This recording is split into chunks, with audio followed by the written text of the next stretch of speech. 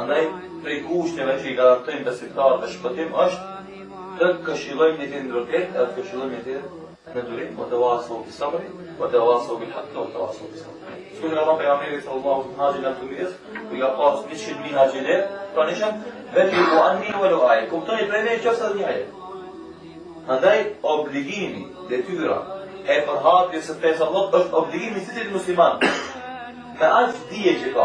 Normalisht se hoxha ka përgjegjësi më të madhe për shkak të turisë më të madhe që ka. Mirë po kjo do të thotë që nuk bim, nuk do të thotë që na bim prej përgjegjësisë e tjera. Po ashtu edhe na kemi përgjegjësi për Allahu subhanahu wa taala.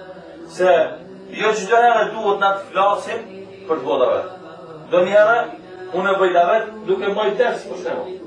Po ti tjetri e bën davetin duke shpërndar një kaset. E I treti e bën davetin duke organizuar mëngjes si ky.